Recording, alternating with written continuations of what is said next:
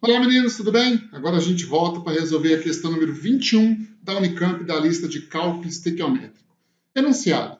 Na indústria química moderna, a economia percentual de átomos tem uma forte componente ambiental, sendo inclusive um aspecto muito mais importante do que o rendimento percentual, que tem uma componente mais econômica. Deixa eu comentar uma coisa com vocês aqui, ó. Esse termo, economia percentual atômica, isso aqui é um item que tem sido muito comentado ultimamente porque está relacionado com questão ambiental, tá? Então é importante que você dê uma olhada nesse item. Parece rendimento de reação, tá? Eu vou colocar aqui embaixo um materialzinho falando sobre economia percentual atômica, tá bom? Aí você dá uma estudada.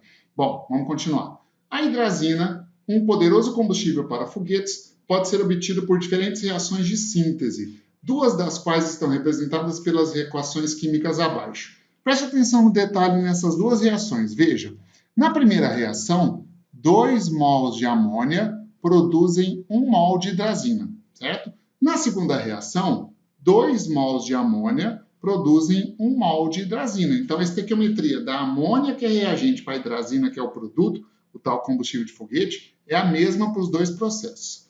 Aí, letra A, vem a pergunta. Deixa eu mudar de tela para a gente responder a letra A. Olha, imagine que você deve orientar uma cúpula administrativa de uma indústria a utilizar uma dessas duas sínteses, né? Utilizar uma dessas duas sínteses.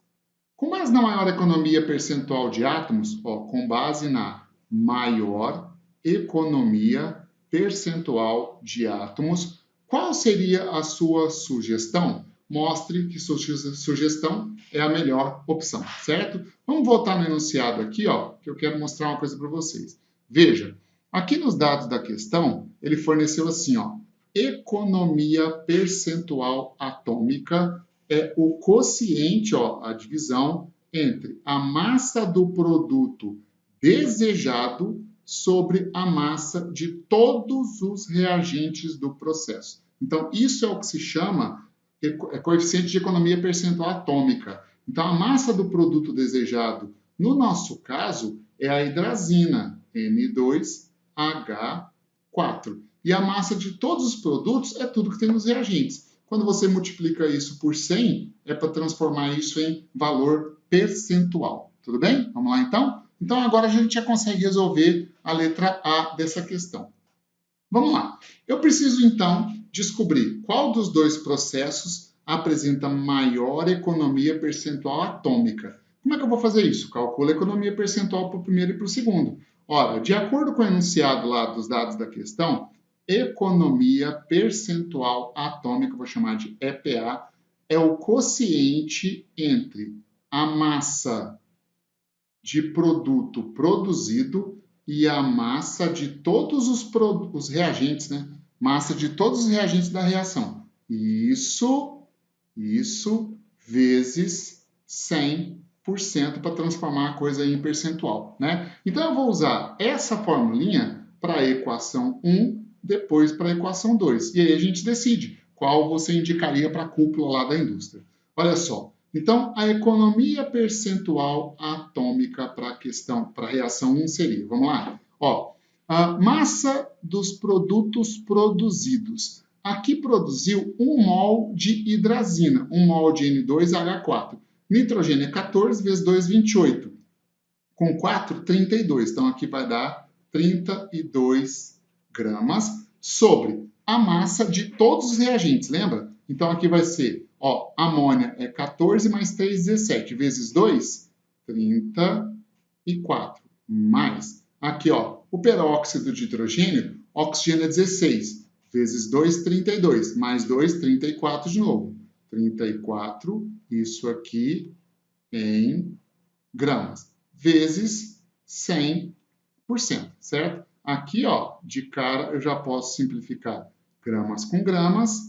Então, essa conta, na verdade, ela deu 32 dividido por 68. 32 por 68 vai dar 0,4705. ou seja, 47,05% de economia atômica para o processo 1, né? Vamos fazer a mesma coisa para o processo 2. Veja, qual é a economia percentual atômica para o processo 2? De novo, como é que você calcula? Massa de produto produzido sobre a massa de todos os reagentes. Aqui está produzindo 1 mol de hidrazina, N2H4, ou seja, os mesmos 32 gramas. Sobre a massa total de reagentes. Eu tenho aqui reagentes 2 mols de amônia, nitrogênio 14, mais 3 dá 17, vezes 2, 34 gramas. Mais a massa do ânion hipoclorito aqui, ó. Ora, o oxigênio é 16, com cloro 35,5, 16 mais 35,5 vai dar 51,5. Então, aqui, ó,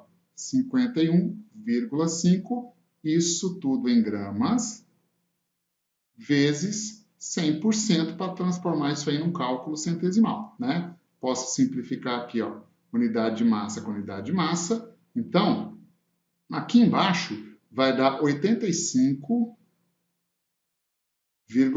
Então, no final das contas, deu 32 dividido por 85,5. 32 dividido por 85,5 dá 0,3742, ou seja, 37,42% de economia atômica. Beleza? Olha a pergunta dele. Imagine que você deve orientar a cúpula administrativa de uma indústria a utilizar uma dessas duas sínteses com base na maior economia percentual de átomos. Qual seria a sua sugestão? Ora, então a sua resposta vai ser assim, ó. Sugestão seria qual processo? Ora, o processo 1 tem maior economia percentual atômica, né? Então, aqui, ó, processo 1, pois apresenta maior economia percentual atômica que o processo 2, de acordo com os cálculos realizados, certo? Então, resolvemos a letra A dessa questão. Esse valor vai precisar para a gente resolver a letra B. Quer ver uma coisa? Olha a letra B aqui, ó. Considere que, numa síntese de hidrazina, deixa eu já ir grifando isso, numa síntese de hidrazina, partindo-se de 2 mols de amônia e excesso do outro reagente, quer dizer, se o outro reagente está em excesso, a amônia se torna limitante. Se ela se torna limitante, ela vai ser totalmente consumida e o cálculo de produto é em função dela, né? Tenham sido obtidos 14 gramas de hidrazina. Esse aqui foi o produto produzido.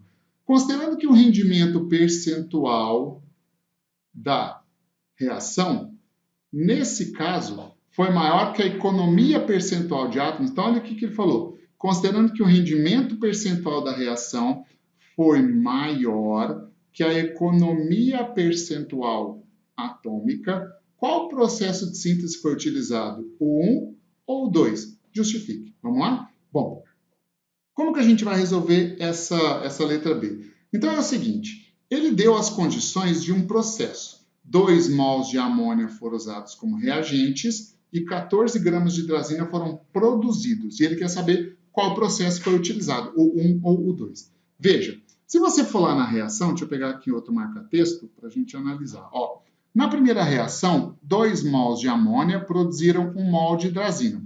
Na segunda reação, 2 mols de amônia produziram 1 mol de hidrazina. Então, nos dois processos, a quantidade de amônia, que nesse caso é o limitante, e de hidrazina produzida, estequiometricamente falando, é a mesma, certo? Então, eu posso afirmar o seguinte, veja, que para os dois processos, 2 mols de amônia produzem 1 mol de hidrazina, N2H4. Como ele está falando aqui ó, na massa de hidrazina, eu vou transformar aqui de mol para massa, e mols de amônia, amônia não transforma, portanto, ó, 2 mols de amônia, quando reagem, produz 1 mol de hidrazina. Quanto vale a massa molar da hidrazina? Nitrogênio é 14, vezes 2 dá 28, com 4, 32. Então, 1 mol de hidrazina corresponde a 32 gramas de hidrazina, certo? Esses são os dados da equação balanceada, ou seja, 32 gramas de hidrazina é a massa que seria produzida se o rendimento da reação fosse de 100%, ou seja, Se a totalidade dos reagentes fosse convertida em produtos, essa reação produziria 32 gramas de hidrazina. Bom, mas na verdade, olha aqui, ó, foi produzido 14. Então, qual foi o rendimento do processo? Basta eu fazer isso aqui, ó, 32 gramas, que é aquela massa teórica, seria produzidos se o rendimento da reação fosse de 100%, né? Como foi produzido, na verdade, 14 gramas de hidrazina, qual vai ser o rendimento real do processo? Estou chamando aqui de rendimento R. Esse rendimento real vai dar, ó, vamos fazer a conta aqui, vai dar 14 gramas vezes 100% dividido por 32 gramas, né? Aqui eu simplifico a unidade de massa, gramas com gramas, então deu 14 vezes 100, 14 vezes 100 dividido por 32. 14 vezes 100 dividido por 32 vai dar um rendimento percentual de 43,75%. 43,75% de rendimento. Rendimento na reação. Então, eu já descobri que o rendimento foi 43,75%. Olha o que ele fala. Considerando que o rendimento percentual da reação, nesse caso, foi maior que a economia percentual atômica. Vamos voltar lá no item anterior, ó. Voltando. Lembra? A economia percentual atômica do processo 1 foi 47% e do processo 2 foi 37,42%. Como agora o rendimento do processo foi 43,75%, ele foi maior do que qual? Foi maior do que o processo 2, certo? Então a pergunta foi essa. Qual processo de síntese foi utilizado? Ora, foi utilizado o processo 2. Por quê? Pois seu rendimento,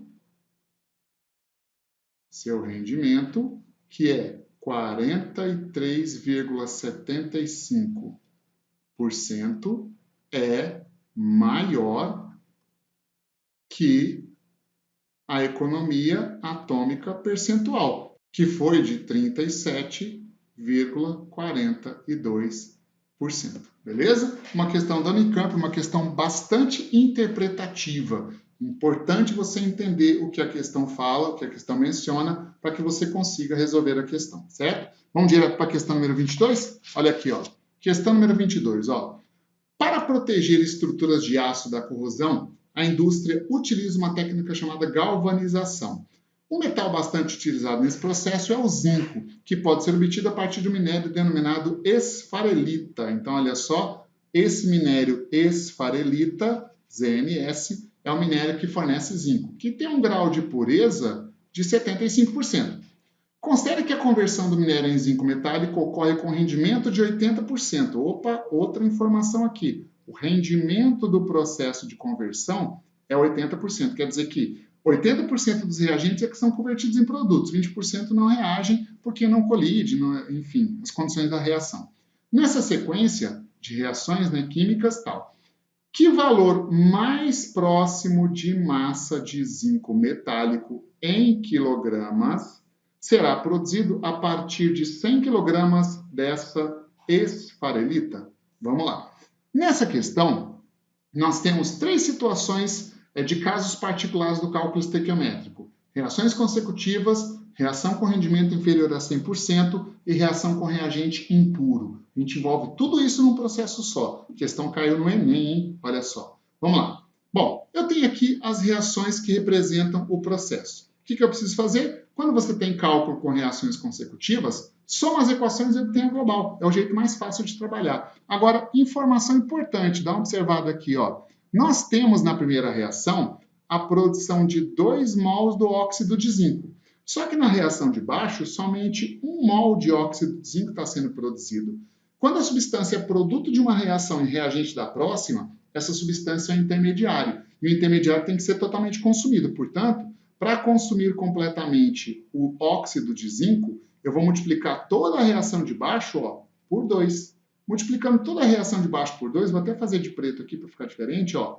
2 mols do óxido de zinco, 2 de monóxido de carbono, formando 2 de zinco mais 2 de CO2, certo? Então, quando você soma aqui tudo para obter a equação global, eu já posso de cara simplificar. 2 mols de ZnO, 2 mols de ZnO, óxido de zinco, porque ele é intermediário. O que deu na equação global que representa o processo?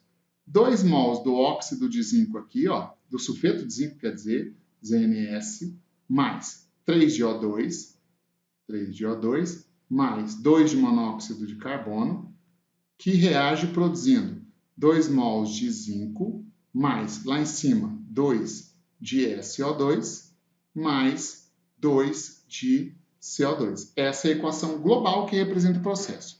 Lá no enunciado da questão, está relacionando a massa de quem? Está relacionando aqui, ó, a massa de esfarelita com a massa de zinco produzido, ó, zinco metálico produzido. Então, eu sei que, de acordo com a equação balanceada, 2 mols, quando reagem, produzem 2 mols de zinco metálico, certo?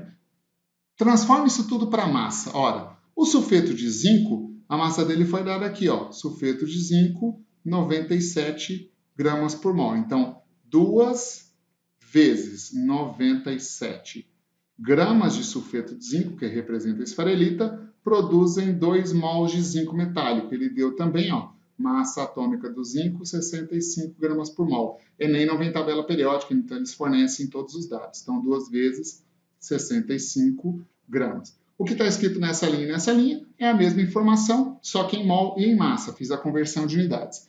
Quanto de esfarelita vai reagir? Ó, vai reagir 100 kg. Então, se eu colocar aqui, ó, 100 kg de esfarelita e colocar aqui um valor X, X me daria a massa de zinco produzido se, duas condições, o rendimento da reação fosse 100% e esses 100 kg de esfarelita fossem puros. Como a esfarelita tem aqui, ó, um grau de pureza de 75%, o correto é você corrigir esse valor antes de colocá-lo no cálculo estequiométrico. Você pode fazer de duas formas. Faz uma regra de 3 separado. 100 kg é 100%, 75% é X. Ou basta você vir aqui e fazer o seguinte, ó. Coloque aqui, ó, 100 kg vezes 0,75. Por que 0,75? Porque representa um grau de pureza de 75%. Olha, esse valor aqui, ó, deixa eu grifar para você ver, ó, de azul. Esse valor aqui já é a massa de esfarelita corrigida, 75% de 100 kg, que é o que reage de verdade, ou seja, é a fração pura da mistura, é a fração pura do minério chamado esfarelita. Determinando, portanto, esse valor X aqui, ó, esse valor X vai dar 100 kg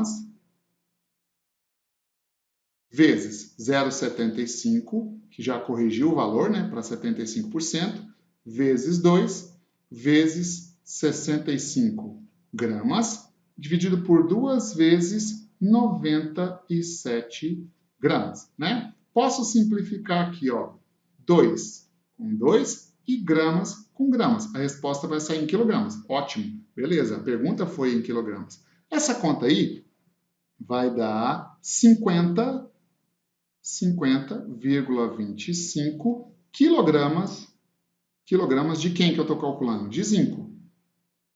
Então, 50,25 kg de zinco seriam produzidos, certo? Se o rendimento da reação fosse de 100%. Mas ele é de 100%? Não, olha aqui, ó, ele é de 80%. Esse é o rendimento do processo. Como eu corrijo essa massa teórica para o valor real? Ora, é fácil. 50,25 kg seriam produzidos se o rendimento do processo fosse de 100%. Como o rendimento é de 80%, essa massa real produzida eu vou chamar de Y. Esse Y aqui vai dar quanto? Ora, esse Y vai dar 80% vezes 50,25 kg dividido por 100%, certo? Posso simplificar aqui, ó, o símbolo de porcentagem, tal, 80 vezes 50,25 dividido por 100.